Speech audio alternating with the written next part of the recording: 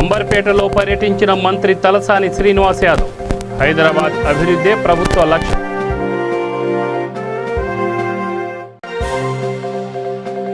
అంబర్పేటలో pan shop యజమానుల సమావేశం. పోలీసులు అరెస్ట్ చేసిన పాన్ షాప్ యజమానుల విడుదలకు డిమాండ్.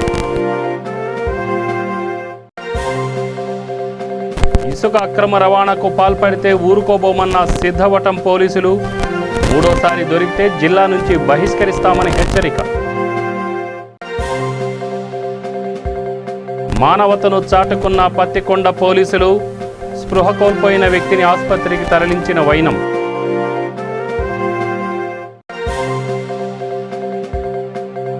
కరోనా కాలంలో వైద్యుల సేవలు అమోఘమన్న మాజీ మేయర్. గాంధీ ఆసుపత్రి వైద్యులకు సన్మానం. ఇక డీటెయిల్స్ చూస్తే హైదరాబాద్ మహానగర అభివృద్ధికి ప్రభుత్వం ప్రణాళికబద్ధంగా పనిచేస్తుందని మంత్రి తలసాని శ్రీనివాస్ యాదవ్ తెలిపారు. అంబర్పేటలో నిర్వహించిన పట్టణ ప్రగతి కార్యక్రమంలో ఎమ్మెల్యే కాలేరు వెంకటేష్, కార్పొరేటర్ విజయ్ కుమార్ గౌడ్ అధికారులతో కలిసి పాల్గొన్నారు. ఈ సందర్భంగా అభివృద్ధి కార్యక్రమాలపై సమీక్షించారు. అనంతరం హరితహారంలో భాగంగా మొక్కలు నాటారు. ఈ సందర్భంగా మాట్లాడుతూ నాలా సమస్య పరిష్కారానికి 39 కోట్లు వెచ్చిస్తున్నామన్నారు. మొక్కలను నాటి సంరక్షిస్తే ఆక్సిజన్ సమస్య నుంచి బయటపడవచ్చన్నారు. అంబర్పేట డివిజన్లో ఇది ఒక 50 ఏళ్ళ నుంచి నిరంతరంగా ఉన్నటువంటి సమస్య. ఎందుకంటే ఆ రోజు తక్కువ జనాభాకు ఉన్నటువంటి ఈ స్టాప్ వాటర్ డ్రైన్ అనేది మరి జనమేమో పెరిగిపోయారు. రెండోది పాపులేషన్ కూడా పెరిగిపోయింది, ఇండ్లు కూడా పెరిగిపోయినాయి. బట్ ఆ నాల ప్రధానమైనటువంటి సమస్య ఉంది అనేటువంటిది మరి వారు చెప్పడం, దాని ఎస్టిమేట్స్ కూడా వేస్తే దగ్గర 39 కోట్ల రూపాయలు కావాలనేటువంటిది. ఇది ఈ 39 కోట్ల రూపాయలతో నా కార్యక్రమం ఇట్లా నిర్వహిస్తే మరి తప్పకుండా సమస్య అనేది పూర్తిగా పరిష్కరించిన వాళ్ళం అవుతాం. ఇక్కడ ఉన్న పేద మధ్యతరగతి కుటుంబాలకు కూడా పెద్ద రిలీఫ్ ఉంటుంది. అదేవిధంగా హైటెన్షన్ వైర్ ఇది కూడా ప్రధానమైనటువంటి సమస్య ఉన్నది. మరి డెఫినెట్గా ఈ 2 సమస్యలు ముఖ్యమంత్రి గారు దృష్టికి తీసుకెళ్ళి ఆ 2 సమస్యలకు కూడా అది ఎన్ని కోట్లు అయినా కానీ అది పరిష్కారం ఇస్తామని చెప్పి నేను ఈ సందర్భంగా తెలియజేస్తా ఉన్నాను. ఎందుకంటే అంబర్పేట డివిజన్లో అంబర్పేట కాన్స్టిట్యున్సీలో ఇప్పటి వరకు మరి గౌరవ శాసనసభ్యులు వెంకటేష్ గారు, మరి యువనాయకుడు మొన్ననే విజయ్ కుమార్ గెలిచిండు ఇక్కడ. కాబట్టి వీళ్ళు నిరంతరం ప్రజలలో ఉండి అనేకమైనటువంటి కార్యక్రమాలు చేశారు. రెండవది ఇక్కడ నుంచే మనకు ఒక ఎంపీ గారు గెలిచి కేంద్రానికి మంత్రి అయిన 2 ఏళ్ళు అయిపోయింది. మరి అప్పుడేమో ఏదేదో మాట్లాడేది. సరే ఇప్పుడు చూస్తేనేమో కనిపించకుండా పోయారు. ఏది ఏమైనప్పటికీ అవన్నీ ప్రజలు చూసుకుంటారు. కానీ ఈరోజు టీఆర్ఎస్ ప్రభుత్వం ఈరోజు హైదరాబాద్ సిటీలో అనేకమైనటువంటి కార్యక్రమాలు, నిన్న మొన్న కూడా కొంతమంది హైదరాబాద్ అంటే ఏంది అని మాట్లాడుతారు. ఇవాళ మెదడు ఉండి మాట్లాడుతుర్రో మెదడు లేక మాట్లాడుతుర్రో. కేటీఆర్ గారు మున్సిపల్ మినిస్టర్ అయిన తర్వాత ఎన్నో ఇనిషియేటివ్ చేశారు. మీకు ఫ్లైఓవర్స్ కానివ్వండి, అండర్ పాస్ కానివ్వండి, స్టీల్ బ్రిడ్జ్లు కానివ్వండి, నాలాస్ కానీ, ఫుట్పాత్లు కానీ, వైకుంఠ ధామాలు, బస్ బేలు, ఈ మూసీ రివర్ అనేది దగ్గర 60-70 సంవత్సరాల నుంచి ఈ చుట్టుపక్కల ప్రాంతాలకు, అంటే ఇదేంటంటే మనకు బాపుఘాట్ కార్వాన ప్రాంతం నుంచి వచ్చినప్పటికీ ప్రధానంగా అంబర్పేట మీద దాని ఎఫెక్ట్ ఎక్కువ ఉన్నది. మీకు ఈ పటేల్ నగర్, చింతతిలిస్మత్ కానీ లేకపోతే చుట్టుపక్కల ప్రాంతాలకు చాలా ప్రధానమైనటువంటి నాలా పోతుంది. బట్ దాన్ని కూడా బ్యూటిఫికేషన్ చేసి ఆ నాలా కూడా మంచి స్పీడ్గా ఫ్లో అయ్యే విధంగా కూడా కార్యక్రమాలు జరుగుతున్నాయి. ఇక వాళ్ళేమో వాళ్ళ ప్రభుత్వాలలో చేసింది లేదు. కానీ ఇప్పుడు మాత్రం పెద్ద మాటలు మాట్లాడడానికి మాత్రం మరి ముందుకు వస్తున్నారు. మూసీ రివర్ ఏం పనులు జరుగుతున్నాయి అక్కడ పోయి మీరు మీడియా కానీ లేకపోతే మాట్లాడిన వాళ్ళు కానీ పోయి చూస్తే తెలుస్తుంది ఏం జరుగుతుందని. కాబట్టి ఏదేమైనప్పటికీ ఇది హరితహారం అనేది బ్రహ్మాండమైనటువంటి కార్యక్రమం. ఒక ఎమ్మెల్యే గారు, ఒక కార్పొరేటరు, ఒక అధికారు చేస్తే కాదు, ప్రజలందరూ భాగస్వామ్యం కావాలి. ఎందుకంటే ఇది మన సమస్యను తీర్చడానికి ప్రభుత్వం ముందుకు వస్తుంది. కాబట్టి మీరు కూడా వాలంటరీగా మీరు కూడా భాగస్వామ్యం అయితే తప్పకుండా చాలా సమస్యలకు పరిష్కారం దొరుకుతాయి. ఎందుకంటే ఇది నా బాధ్యత కాదనుకుంటే కొంత ఇబ్బంది అవుతుంది. మనం చూస్తున్నాం ఈ మధ్యకాలంలో ఇప్పుడు మీకు వర్షాలు రాగానే నాలాలు పొంగి పొర్లి బాధ్యత తీసుకుని దీన్ని పోలీసులు అరెస్ట్ చేసి తీసుకెళ్లిన పాన్ షాప్ యజమానులను విడుదల చేయాలని all India pan shop working president Yadaiah demand చేశారు.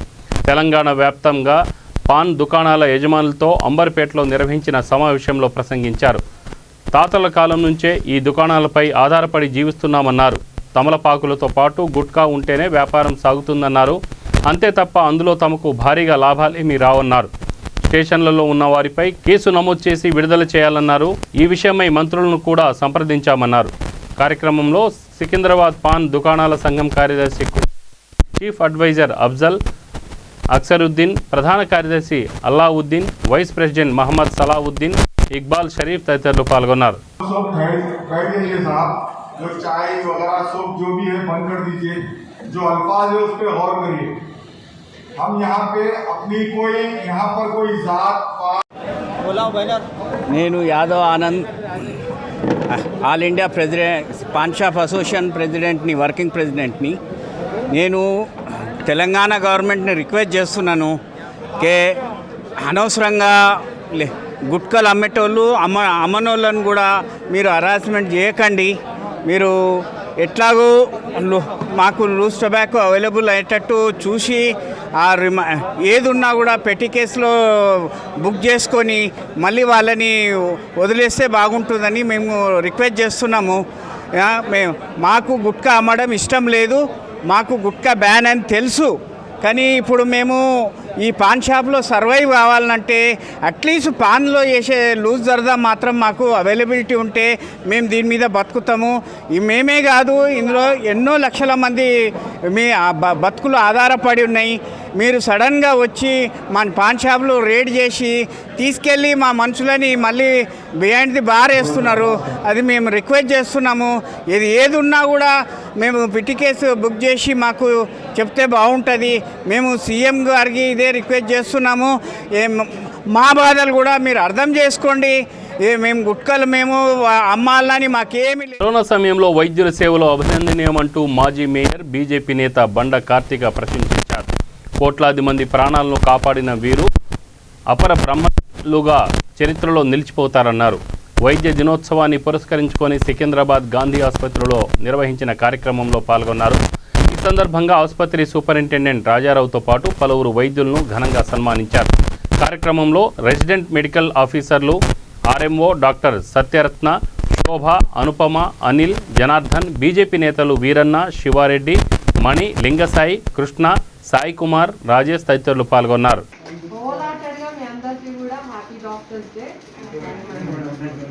నాకు డాక్టర్స్ అంటే ఒక స్పెషల్ ప్లేస్. అంటే నేను ఎదుర్కొన్న సమస్యలే కావచ్చు, జనాలను చూస్తుంటే కానీ సెల్ఫ్ ఫ్యామిలీలో కూడా చాలామంది డాక్టర్స్ ఉన్నారు. మీరు ఈ స్థాయికి రావాలంటే ఎంత కష్టపడి ఎంత శ్రమపడి వస్తారో నాకు తెలుసు. ముఖ్యంగా ఆడవాళ్ళు ఆ శ్రమ నాకు బాగా తెలుసు కాబట్టి నేను ప్రతి ఒక్కరిని కూడా మనస్ఫూర్తిగా అప్రిషియేట్ చేస్తున్నా. ఇంకోటి, ఈ పొజిషన్కి ఇప్పుడు మీ సార్ ఈ పొజిషన్కి వచ్చారంటే ఎన్నో కష్టాలు ఎదుర్కొని పొజిషన్కి వచ్చింటారు. మళ్ళీ వచ్చినాక కూడా ఎన్నో ఎదుర్కొని ఉంటారు. ఆ సీట్లో కూర్చోవాలంటే కూడా ఎన్నో సమస్యలు ఎదుర్కొని ఉంటారు.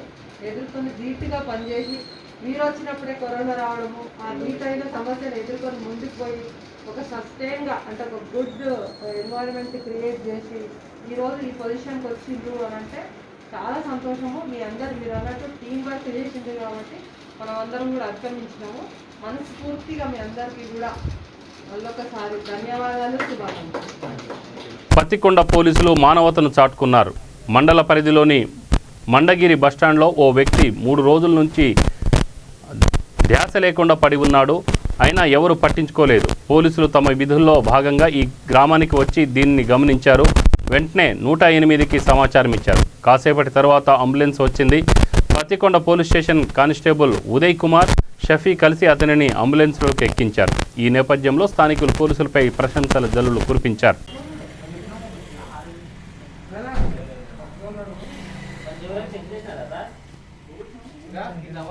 లేదు బతుకున్నాడు, అన్కాన్షియస్లో పడిపోయినాడు అంతే.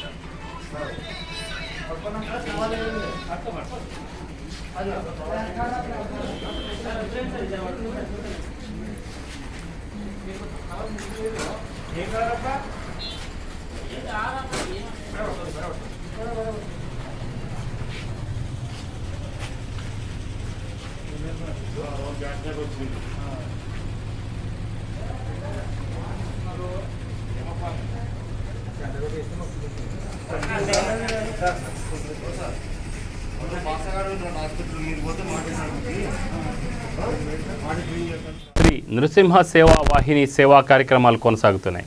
ఉభయ తెలుగు రాష్ట్రాలలో ఈ సంస్థ కర్నూలు జిల్లా ఇన్ఛార్జి రవికాంత్ ఆధ్వర్యంలో అహోబిలంలో పేదలకు అన్నదానం చేశారు. అటవీ ప్రాంతంలో ప్రతిరోజు కోతులతో పాటు గోవులకు పండ్లు గ్రాసం అందజేస్తున్నారు. ఈ సందర్భంగా రవికాంత్ మాట్లాడుతూ దాతల సహకారంతో ఈ కార్యక్రమాన్ని కొనసాగిస్తున్నామన్నారు. సేవావాహిని సభ్యుడు మంగళగిరి వాస్తవ్యులు ధనంజయ ఆర్థిక సహకారం అందించారు. కర్నూలు జిల్లాలో ధూప దీప నైవేద్యాలను ఇబ్బందులు పడుతున్న ఆలయాల వివరాలను అందజేస్తే తమ వంతు సహకారం అందిస్తున్నామన్నారు.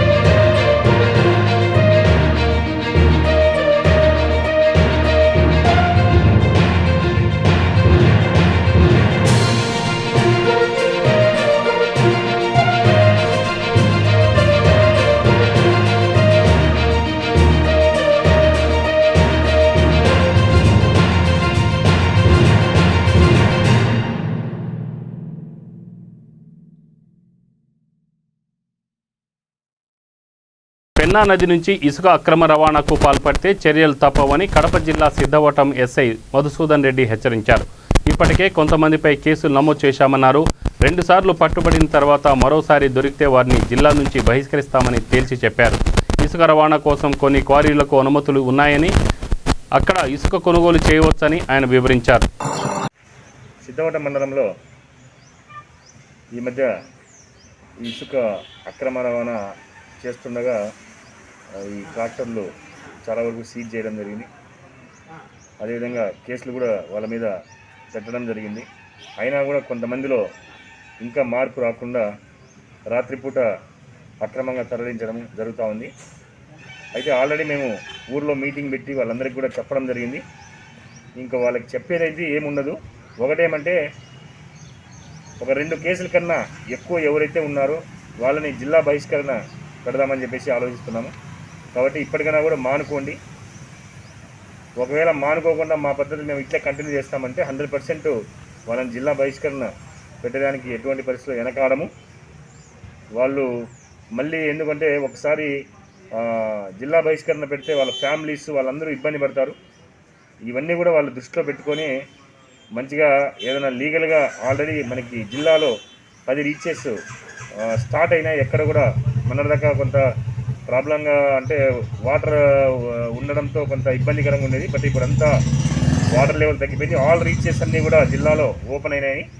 కాబట్టి రీచెస్లో వెళ్ళి తీసుకొచ్చుకోండి అంతే తప్ప అక్రమంగా తరలిస్తామంటే మాత్రం సహించేది లేదు.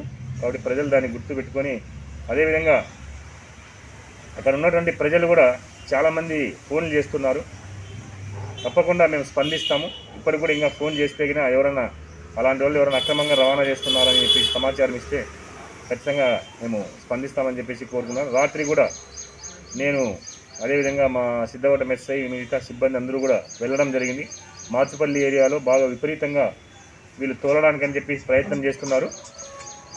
లాస్ట్ ఇమ్మీడియట్గా మేము వెళ్ళడంతో 6 ట్రాక్టర్లు మొత్తం అంతా అన్లోడ్ చేసి అప్పటికే వెళ్ళిపోయినారు. కానీ ఆల్రెడీ ఒక ఇద్దరిని పట్టుకున్నాం సస్పెక్ట్ని. వీళ్ళు మొత్తము ఆ సెల్ ఫోన్ తీసుకుంటే వీళ్ళు అప్పటికే కొంతమంది ఫోన్ చేస్తున్నారు. మా పోలీసు వాళ్ళు మూవ్మెంట్ ఏంది ఏమనేది అనుకుంటున్నారు. కానీ ఎవరెవరైనా అందరినీ లిస్ట్ అవుట్ చేస్తాము. ఎవరిని వదిలే ప్రసక్తి అయితే లేదు. దీని మీద ఇసుక మీద అయితే ఎవరిని వదిలే ప్రసక్తి అయితే లేదు. ఖచ్చితంగా వాళ్ళపైన కేసులు నమోదు చేస్తాము. దీనికి పత్తికొండలోని ముఖ్యమంత్రి ఈఐ సేవా కేంద్రంలో ప్రతిరోజు దాదాపు 15 మందికి కంటి పరీక్షలు చేస్తున్నారు. ఈ విషయాన్ని నేత్ర విభాగం అధికారి ఖలీల్ వెల్లడించారు. ఆదివారం తప్ప మిగిలిన రోజుల్లో పరీక్షలు జరుగుతాయన్నారు. ఈ పరీక్షల కోసం ఆధార్ కార్డు తీసుకురావాలని సూచించారు. పరీక్షల అనంతరం అవసరమైన వారికి అద్దాలు అందుతాయన్నారు.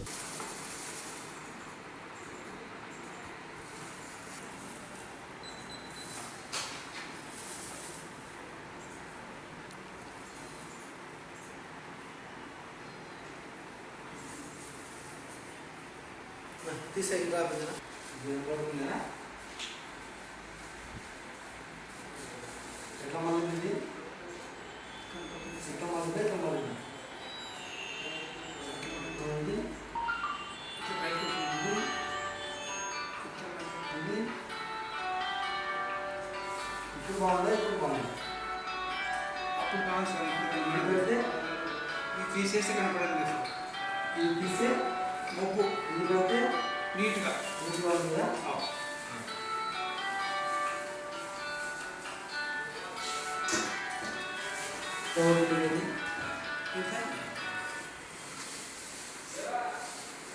మీ ఆధార్ కార్డు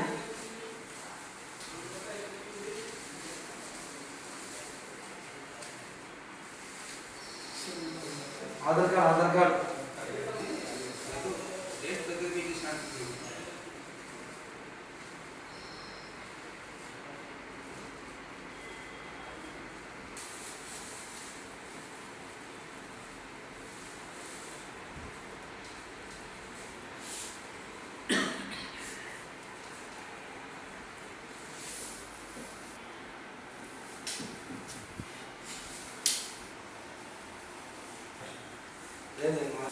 ఆదిలాబాద్ జిల్లా పట్టణంలో నిర్వహించిన హరితహారం కార్యక్రమంలో ZP chairman Janardhan Rathod, MLA Jogu Ramanna, DCCB chairman Namdev, collector Sikta Patnaik తదితరులు పాల్గొన్నారు. అనంతరం జరిగిన సభను ఉద్దేశించి జెడ్పీ చైర్మన్ ప్రసంగించారు.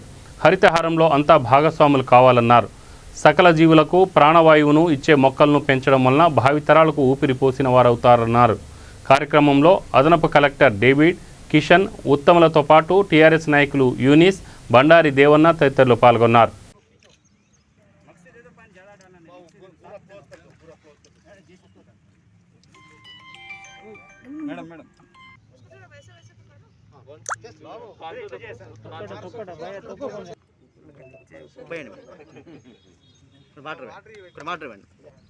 మేడం మేడం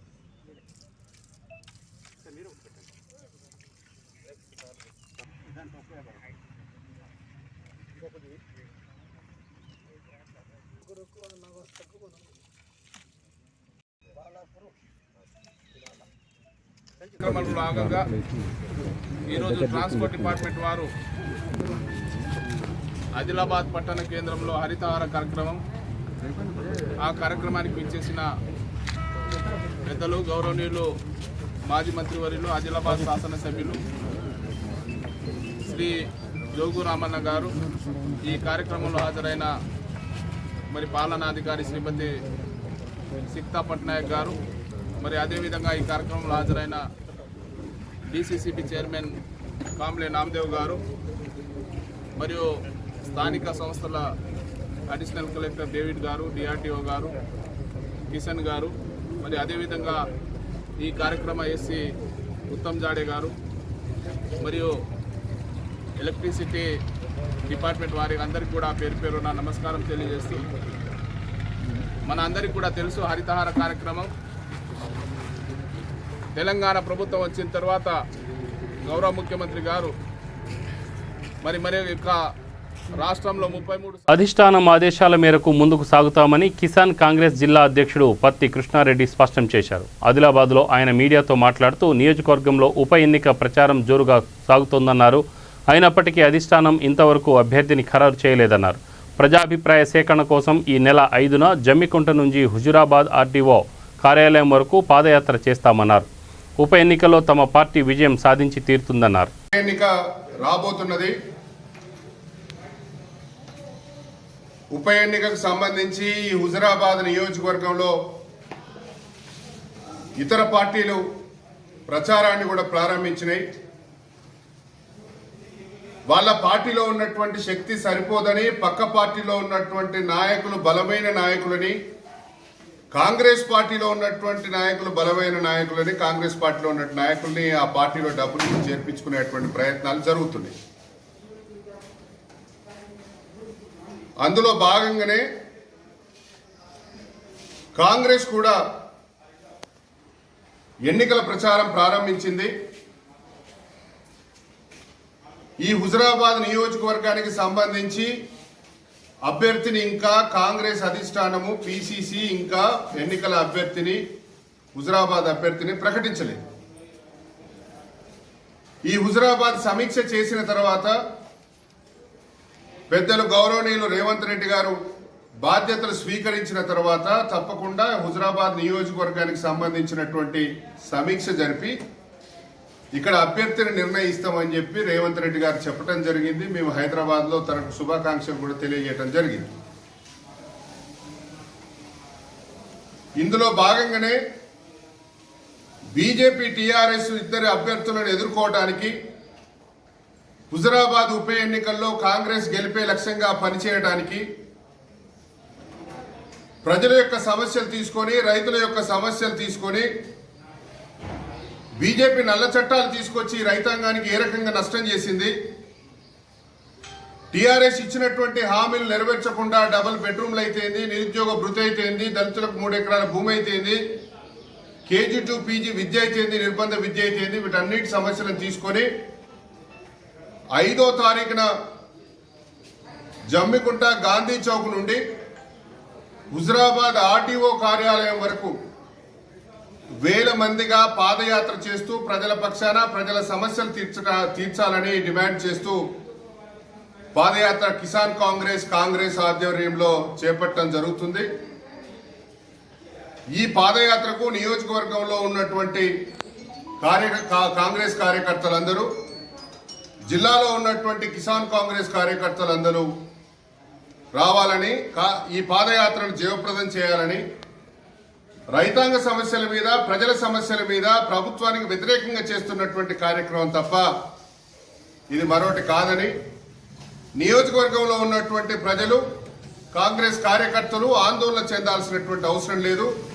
ఈ 2 ప్రభుత్వాలు ప్రజల్ని మోసం చేసినాయి తప్ప ప్రజలకు ఉపయోగపడేటువంటి పనులు చేయలేదు. ముస్తాబాద్ మండల కేంద్రంలో పల్లె ప్రగతి కార్యక్రమం జరిగింది. ఇందులో భాగంగా తెర్లుమద్ది క్రాస్ రోడ్ నుంచి వెంకయ్యకుంట వరకు ఇరువైపులా మొక్కలు నాటారు. ఈ కార్యక్రమంలో ఎంపీడీఓ రమాదేవి, ముస్తాబాద్ సర్పంచ్ గాండ్ల సుమతి, కోఆప్షన్ సభ్యులు Shadul, MPO Venkateswararao, APO Anand, EO Balakrishna తదితరులు పాల్గొన్నారు. మొక్కలు నాటడం జరిగింది. మొత్తం మన మండలంలో 2,50,000కు ప్లాన్ చేసుకున్నాం. దాంట్లో ప్రస్తుతం 1,35,000కు ఫిట్టింగ్ మరియు మొక్కలు కూడా తేవడం జరిగింది. మన రహదారుల వెంబడి 2 వర్షాల్లో మేము మొక్కలు ప్రారంభించినాం. దయచేసి ముస్తాబాద్ గ్రామ ప్రజలందరూ కూడా తమ వంతుగా ప్రతి మొక్కను కాపాడుకొని, రక్షించుకొని వాటిని వాళ్ళ ఆరోగ్యానికి, తర్వాత వాళ్ళ ఆహ్లాదమైన వాతావరణాన్ని పెంపొందించుకుంటారని కోరుకుంటున్నాను. విలేజ్లో ఈరోజు హరితహారం కార్యక్రమం నిన్నటి స్టార్ట్ అయింది. దానికి గాను ఈరోజు మొక్కలు పెట్టడం స్టార్ట్ చేసినాము. ముఖ్యంగా ఏంటంటే ప్రజలు చెట్లను కాపాడే ఉద్దేశంతో ఉండాలి. ఎందుకంటే మేము పెట్టి వెళ్ళిపోతాము, వాళ్ళు మేకలు కానీ గొర్రెలు కానీ కొట్టుకుపోయేటోళ్ళు చెట్లు మేయకుండా చూసుకుంటా, రైతులు కూడా ఇక్కడ నుండి అక్కడ నుండి వెళ్ళేటోళ్ళు కూడా చెట్లను కాపాడితే మంచి చెట్లు వాతావరణం మంచిగా ఉంటుందనే ఉద్దేశం కొద్ది మన గవర్నమెంట్ పెట్టింది కాబట్టి మనం కూడా. బులెటిన్ ముగించే ముందు ముఖ్యాంశాలు మరొకసారి. అంబర్పేటలో పర్యటించిన మంత్రి తలసాని శ్రీనివాస్ యాదవ్. హైదరాబాద్ అభివృద్ధే ప్రభుత్వ లక్ష్యం.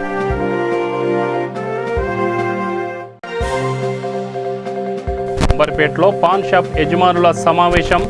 పోలీసులు అరెస్ట్ చేసిన పాన్ షాప్ యజమానుల విడుదలకు డిమాండ్. ఇసుక అక్రమ రవాణాకు పాల్పడితే ఊరుకోబోమన్న సిద్ధవటం పోలీసులు. మూడోసారి దొరికితే జిల్లా నుంచి బహిష్కరిస్తామని హెచ్చరిక. మానవతను చాటుకున్న పత్తికొండ పోలీసులు. స్పృహ కోల్పోయిన వ్యక్తిని ఆసుపత్రికి తరలించిన వైనం.